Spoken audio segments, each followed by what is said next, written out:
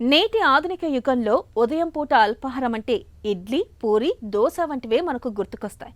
మన పెద్దల కాలంలో అయితే ఇలాంటి టిఫిన్లేవి ఉండేవి కావు. రాత్రి మిగిలిపోయిన అన్నంలోకి పాలు, పెరుగు వంటివి కలిపి చద్దన్నంలా తయారు చేసుకుని ఆపై ఉల్లిపాయ నంచుకొని తినేవాళ్ళు. నిజానికి ఇలాంటి చద్దన్నంలోనే పోషకాలు మెండుగా ఉంటాయని చెబుతారు పోషకాహార నిపుణులు.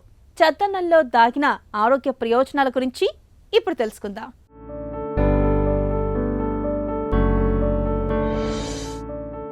రాత్రిపూట అన్నం మిగిలితే అందులో నీళ్లు పోసో లేదా పాలు పోసి తోడుపెట్టో చద్దన్నం చేసుకోవటం పరిపాటే. మరునాడు ఉల్లిపాయో పచ్చిమిర్చో నంజుకొని తింటే అల్పాహారం పూర్తవుతుంది. ఇది ఆహారం వృధా కాకుండా చూసుకోవడానికి కాదు, ఆరోగ్యానికి మేలు చేస్తుంది.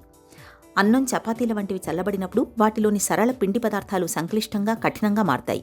ఈ సంక్లిష్ట పిండి పదార్థాల నిర్మాణం కఠినంగా ఉంటుంది. వీటిని జీర్ణం చేసుకోవడానికి శరీరానికి ఎక్కువ శక్తి అవసరం. ఇవి ఆలస్యంగా జీర్ణమవుతాయి కాబట్టి రక్తంలో గ్లూకోజ్ మోతాదులు నెమ్మదిగా పెరుగుతాయి. సంక్లిష్టంగా మారిన పిండి పదార్థం చిన్న పేగుల్లో జీర్ణం కాకుండా పెద్ద పేగులోకి వెళుతుంది. అక్కడ విచ్ఛిన్నమై పులిసిపోతుంది. ఇది మంచి బ్యాక్టీరియాకు ఆహారంగా మారుతుంది.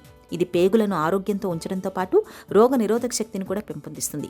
చద్దన్నంలో క్యాలరీలు కూడా తక్కువే. మామూలు పిండి పదార్థంలో 1 గ్రాముకు 4 క్యాలరీలు ఉంటే కఠిన పిండి పదార్థంలో 2.5 క్యాలరీలు మాత్రమే ఉంటాయి. మరోవైపు ఇది ఎక్కువసేపు కడుపు నిండిన భావన కలిగిస్తుంది కాబట్టి తక్కువగా తినేలా చేస్తుంది. ఇలా బరువు తగ్గడానికి, బరువు అదుపులో ఉండడానికి తోడ్పడుతుంది. చద్దన్నంలోని కఠిన పిండి పదార్థం మలాన్ని మృదువుగా చేసి మలబద్ధకాన్ని నివారిస్తుంది. ఫలితంగా మొలల వంటి జబ్బుల ముప్పు కూడా తగ్గుతుంది. ఇక రాత్రిపూట నీటిలో లేదా తోడుపెట్టిన పాలలో అన్నాన్ని వేసినప్పుడు అది కాస్త పులుస్తుంది. దీన్ని ఉదయాన్నే తింటే ఒంటికి చలువ చేస్తుంది. త్వరగా ఆకలి, దాహం వేయకుండానూ చూస్తుంది. ఇది ఏ కాలంలోనైనా మేలే కానీ ఎండాకాలంలో మరింత బాగా ఉపయోగపడుతుంది. శరీరానికి మంచి బలాన్ని కలుగచేస్తుంది. చెమట పొక్కులను నివారిస్తుంది.